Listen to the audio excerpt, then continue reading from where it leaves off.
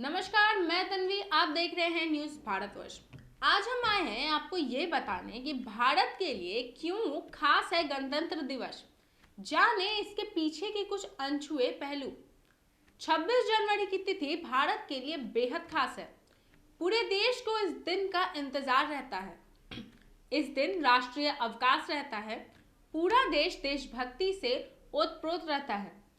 सरकारी और गैर सरकारी प्रतिष्ठानों में ध्वजारोहण का कार्यक्रम धूमधाम से मनाया जाता है। स्कूलों एवं कई सामाजिक प्रतिष्ठानों में सांस्कृतिक कार्यक्रम का आयोजन भी किया जाता। ऐसे में सवाल उठता है कि आखिर भारत में 26 जनवरी का एक राष्ट्रीय पर्व क्यों है। इसका देश की आज़ादी से क्या लिंक है। यह दिन किस लिए याद किया जाता है, आइए हम आपको बताते हैं। सबसे पहली बात, आज़ादी के पूर्व देश ब्रिटिश का एक उपनिवेश था। एक लंबे संघर्ष के बाद देश को आज़ादी हासिल हुई। इसके बाद देश के लिए दो तिथियों का बड़ा खास महत्व रहा। दरअसल 15 अगस्त 1947 को भारत आज़ाद हुआ और 26 जनवरी 1950 को इसके संविधान को आत्मसात किया गया। इसके तहत भारत देश को एक लोकतांत्रिक, संप्रभु और गणतंत्र देश घोषित किया गया। इसलिए हम हर साल 26 जनवरी को गणतंत्र दिवस के रूप में मनाया जाता है। आगे हम बढ़ते हैं तो हम आपको इसकी दूसरी खास वजह पर बताते हैं। आज़ाद भारत के पहले राष्ट्रपति डॉक्टर राजेंद्र प्रसाद ने 26 जनवरी 1950 को 21 तोपों की सलामी के साथ ध्वजारोहण कर भारत को पूर्ण गणतंत्र घोषित किया था। इसके ही बाद से हर साल इस दिन को गणतंत्र दिवस के रूप में मनाए जाने की परंपरा शुरू हो गई। इस दिन देश भर के राष्ट्रीय अवकाश रहता है। भारत राज्यों का एक संघ है। यह संसदीय प्रणाली की सरकार वाला गणराज्य है। ये गणराज्य भारत के संविधान के अनुसार शासित है, जिसे संविधान सभा ने 26 नवंबर 1939 को ग्रहण किया और ये 26 जनवरी 1950 से प्रभाव में आ गया था। इसके बाद हम बढ़े अपनी तीसरी वजह की तरफ। तो देश के प्रथम नागरिक यानी कि राष्ट्रपति गणतंत्र दिवस समारोह में भाग लेते हैं और राष्ट्रीय ध्वज भी यही फहराते हैं। इसके साथ राज्यों की राजधानी में गणतंत्र दिवस समारोह में राष्ट्रीय ध्वज संबंधित राज्यों के राज्यपाल राज्य की राजधानियों में गणतंत्र दिवस समारोह के मौके पर राष्ट्रीय ध्वज को फहराते हैं। भारत के दो राष्ट्रीय ध्वज समारोह होते हैं, एक गणतंत्र दिवस और एक स्वतंत्रता दिवस के मौके पर होता है।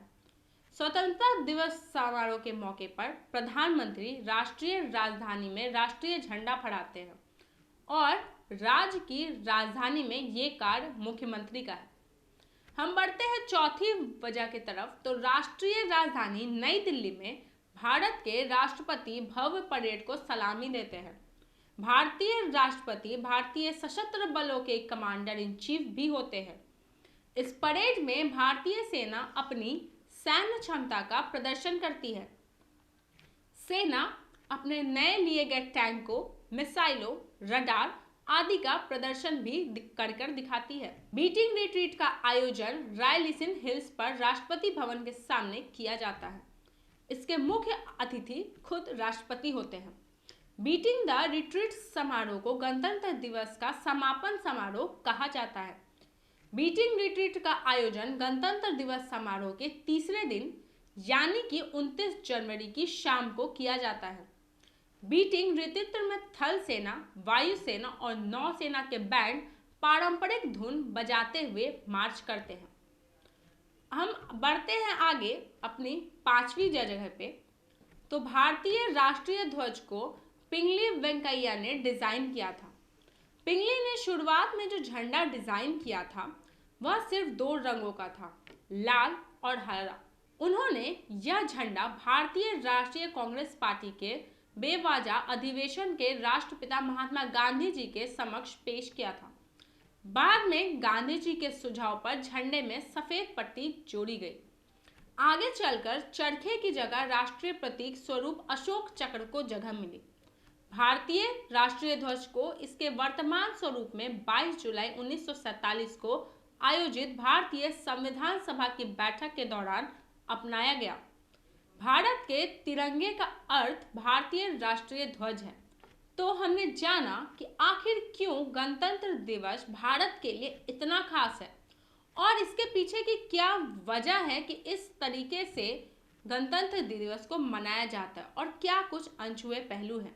हम आपसे फिर मिलेंगे ऐसी और खबरों के साथ। आप बने रहे न्यूज़ भारतवर्ष के साथ। मैं तन्वी, पटना।